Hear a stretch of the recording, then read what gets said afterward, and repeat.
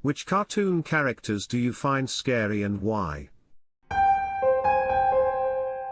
There's an 80s movie titled The Last Unicorn. There's a traveling old witch that embraces and gets creepingly overjoyed by her oncoming death at some point, being killed and eaten by a giant, scary, three-breasted bird. My parents rented me this movie when I was like 6. Maybe not scary anymore, but I remember Frollo from The Hunchback of Notre Dame being really dark for a Disney villain. Brah Hellfire, such a badass song. Frollo is for sure the most evil Disney villain for sure. Genocidal, misanthropic, psychotic, has a dark evil voice, and has indeed demonstrated all the 7 deadly sins throughout the movie. What more could you ask for a villain this evil? The whole Bald Mountain scene from Fantasia freaked me out for the longest time. So I used to be terrified of this scene when I was a kid.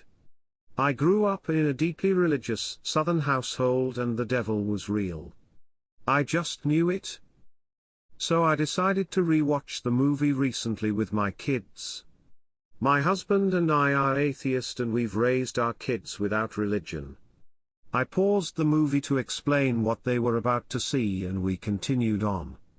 It didn't bother them. Not at all. Not even my smallest one, whom I've only recently convinced that clowns don't come out of ceiling vents. Wallace from Wallace and Gromit.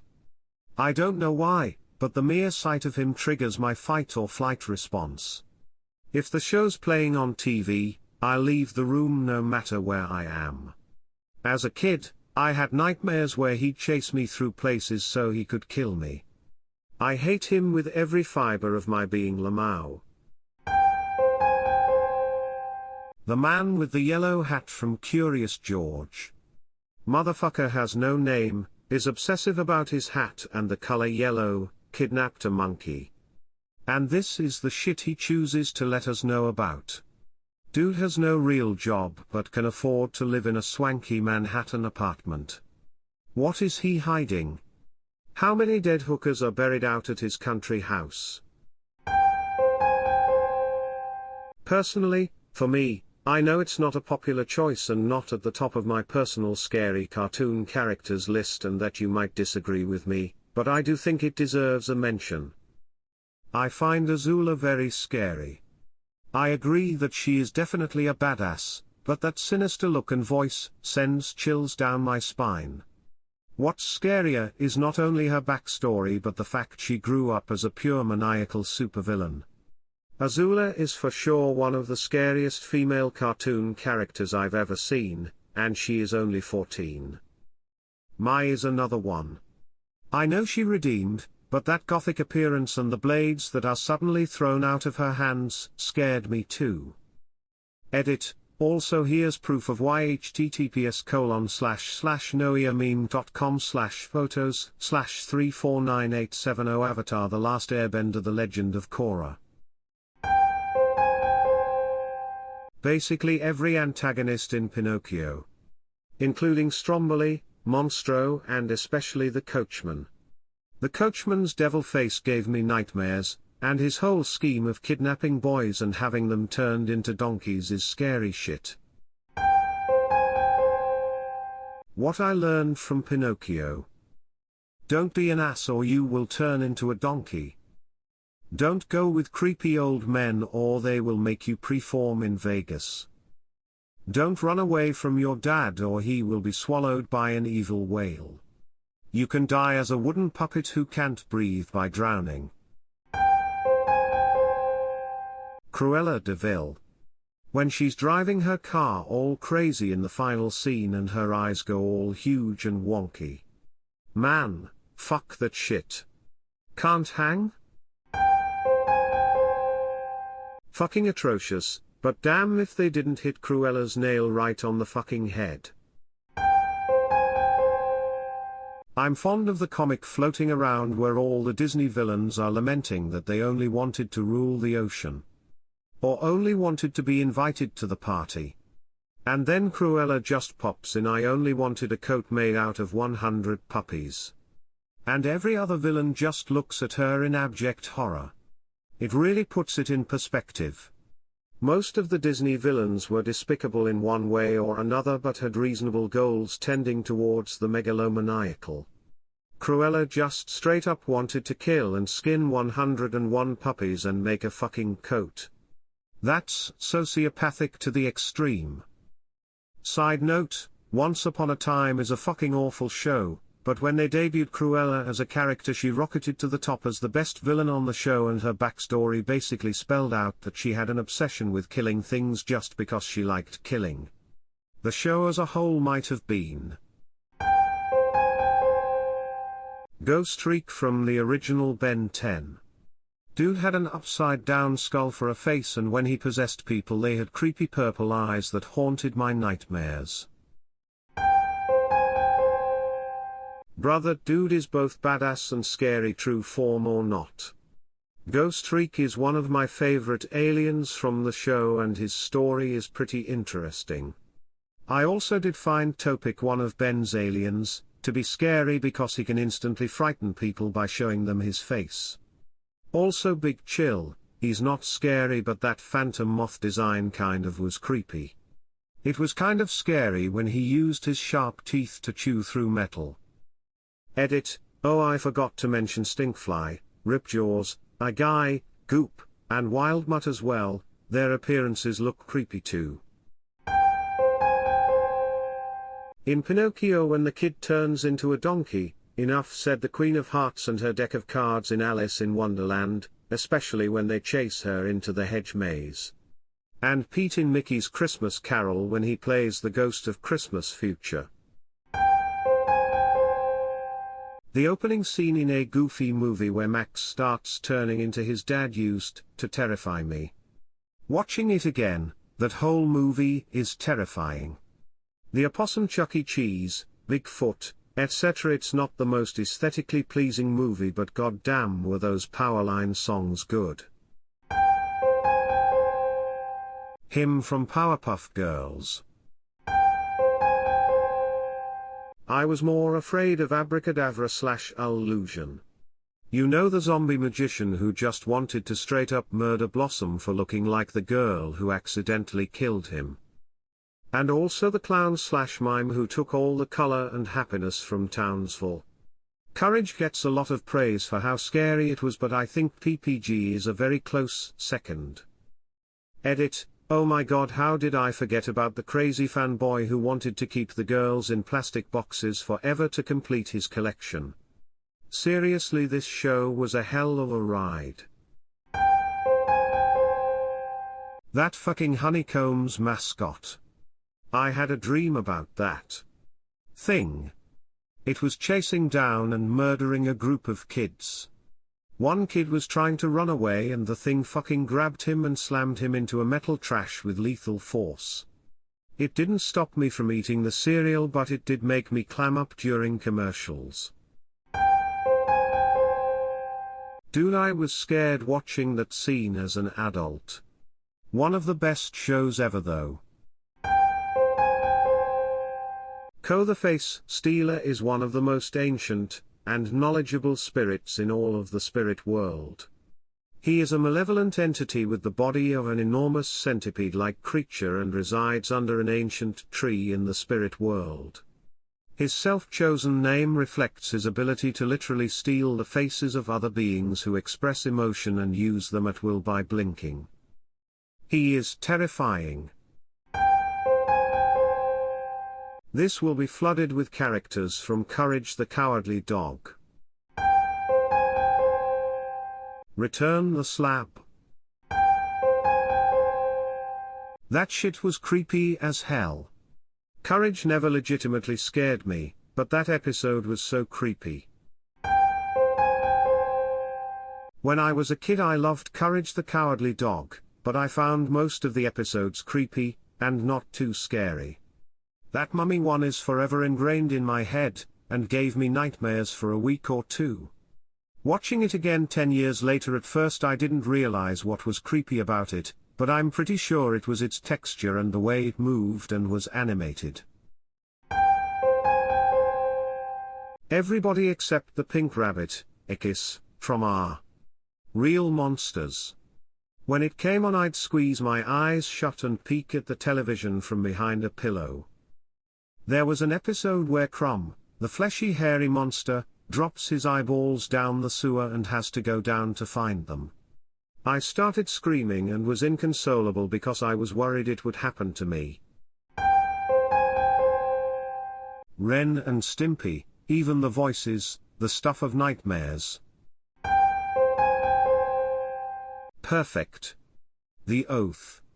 Put your hand on the TV screen and repeat after me. I do hereby promise only to watch the Ren and Stimpy show. To make underleg noises during the good scenes. To wear unwashed lederhosen every single day of the rest of my life. That's it. You're in our secret club. Alright Stimpy, they're okay. Show them the stuff. The homunculi in Fullmetal Alchemist, especially the one that was just a collection of bodies, envy I think in its one form. How about Pride? BTW, you're referencing Fullmetal Alchemist, Brotherhood, which is the second iteration of the anime. In the first, envy never takes such a form. Probably the most disturbing homunculus from the original would be Sloth, which was created from the incompletely revived recreation of Trisha Elric, Ed and Al's mother, before she was fed the red stones, incomplete Philosopher's Stones, to stabilize her. Next would be Gluttony. Gluttony was pretty disturbing in FMA, B, too. Do the California Raisins count? It's a form of animation, I'll count it. The Christmas special every year scared the shit out of me as a kid. Yes. But did you ever see the 9 Lives of Garfield that always aired with it? Someone please tell me you remember that fucked up Garfield death shit. 9 Lives of Garfield is like an LSD-powered look into all the parallel Jim Hensons from parallel universes, and it's fucking horrifying. Doesn't Garfield straight up murder some old lady in it? I think so. It had to do with rival conductors. Like, he's the one that offed Mozart and it's a rip on Amadeus maybe. Like I'm remembering kid memories and trying to put adult context on them here. The one I specifically remember is the one that was all done in pastels where he's a little white kitten who belongs to a blind, disabled woman, and he dies in her lap. Like, I understand the California Raisin Christmas, really the only bad parts is the one clip actually featuring the Racines and the weird gross shit with the bells. The rest are pretty cool. The stained glass one was neat. The fat walruses were cute and funny. I, as a commercial artist, see this work and understand it as a benign art push backed by corporate money to sell raisins. The people who made it had fun at least, and it's about 50% cool good animation, which is actually pretty good for an extended art commercial.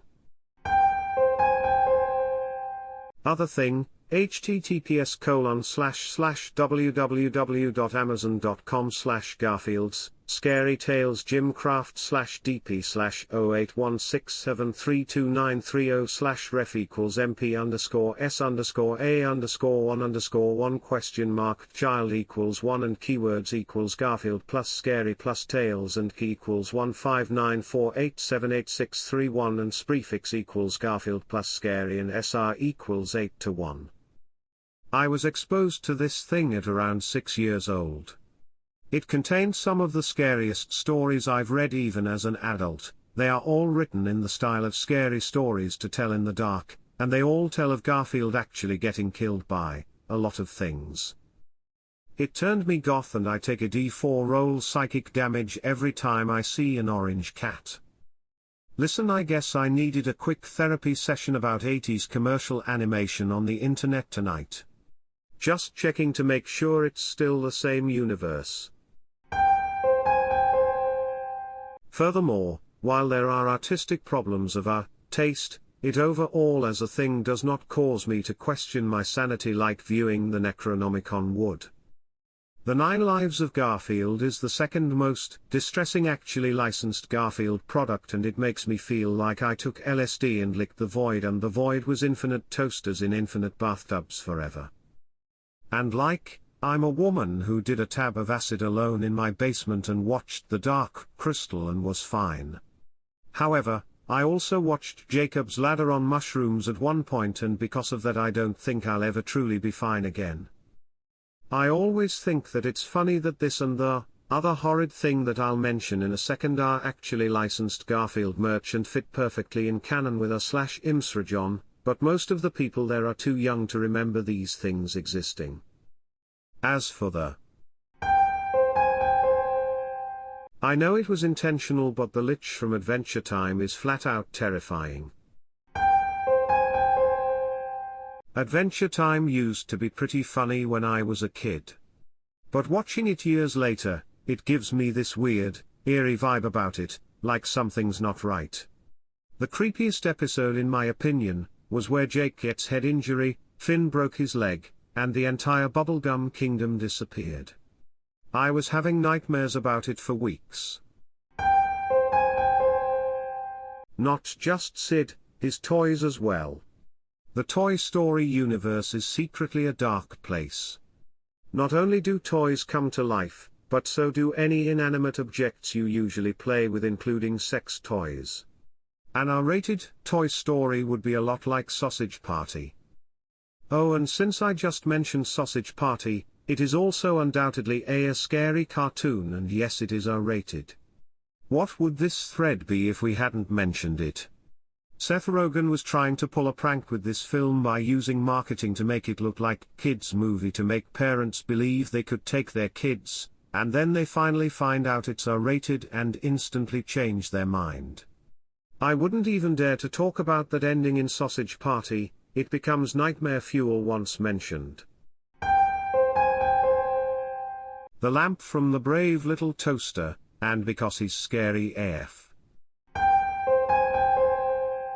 That whole movie was full of appropriated gore too.